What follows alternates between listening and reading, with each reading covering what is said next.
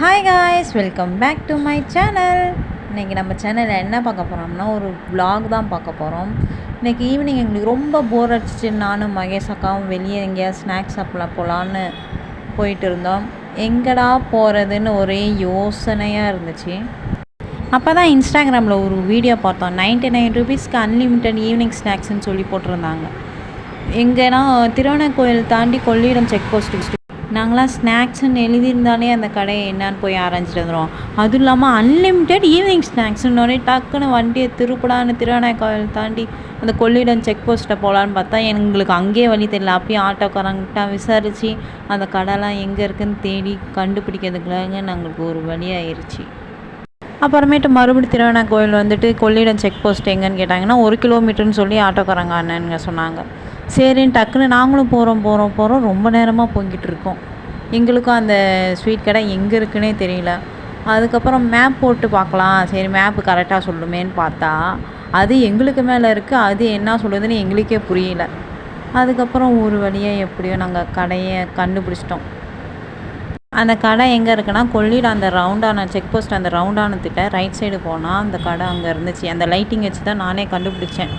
அதுக்கப்புறம் எப்படியோ ஒரு வேலையாக கடையை கண்டுபிடிச்சி சாப்பிட்றதுக்கு ஆர்வமாக வந்தோம். வந்து பார்த்தா அங்கேயே அவ்வளோ கும்பல். இங்கே இப்போ இந்த கடை புதுசாக ஓப்பன் பண்ணியிருக்கனால ஒரு 10 டேஸ்க்கு மட்டும் இந்த ஆஃபர்னால என்னவோ இவ்வளோ கும்பல். சரி நாங்களும் அப்படியே வண்டியிலேருந்து இறங்கிட்டு கொஞ்சம் சீனை போட்டுட்டு இந்த கடை name Sri Arputha sweet and snacks. சரி லைனில் நிற்கலான்னு பார்த்தா டோக்கன் வாங்கினா தான் சோறு தருவேன்ட்டாங்க. சரி ஆளுக்கு 100 கொடுத்து டோக்கனை வாங்கிட்டு அப்படியே லைனில் நாங்களும் நின்றுட்டு தட்டெல்லாம் கொடுத்தாங்க. தட்டெல்லாம் கொடுத்துட்டு நாங்களும் லைனில் நிற்கிறோம் நின்றுட்டே இருக்கோம். அதுக்கப்புறம் வெல்கம் ட்ரிங்க் மொஜிட்டோ கொடுத்தாங்க. அப்படியே டயர்டில் மொஜிட்டோ குடிச்சிட்டு அப்படியே ஆஃபர் போர்டை பார்த்துட்டு இருந்தோம். இந்த அந்த கடையோட ஆஃபர் போர்டு. அதுக்கப்புறம் அவங்க கடையோட ஸ்வீட்லாம் கொஞ்சம் கொஞ்சமாக சாம்பிளுக்கு கொடுத்துருந்தாங்க. அதையும் கொஞ்சம் டேஸ்ட்டு பண்ணி பார்த்தோம். எல்லாமே நல்லா இருந்துச்சு. அப்புறமேட்டு லைனாக சமோசா கட்லெட்லாம் வச்சாங்க. கடைசி வரையும் எங்களுக்கு கட்லெட்டே கிடைக்கவே இல்லை, சமோசா தான் கிடச்சிச்சு. சரி சமோசா வாங்கிட்டு டயர்டாக லைனில் நின்று டயர்டாகிடுச்சு. மறுபடியும் மொஜிட்டோ வாங்கலான்னு சொல்லி மொஜிட்டோ வாங்கிட்டு மசாலா பூரி ஆலு பூரின்னு சொல்லி கொடுத்துருந்தாங்க. அதை இப்போதைக்கு சாப்பிட்டு நெக்ஸ்ட்டு பார்த்துக்கலான்னு அதுக்கப்புறம் பன்னீர் பாவு பஜ்ஜி அப்புறமேட்டு சேவ் பூரின்னு ஒன்று சொல்லியிருந்தாங்க. அதையும் சாப்பிட்டு அப்புறமேட்டு ரசபூரி கேர்டுலாம் போட்டு பானிபூரிலாம் கொடுத்தாங்க. எல்லாம் சாப்பிட்டு தெம்பா வீட்டுக்கு போயிருந்தாங்க. யாரையோ வீடியோ எடுத்துருக்க பாரு மகேஷ் அக்கா போயிட்டுருக்கு.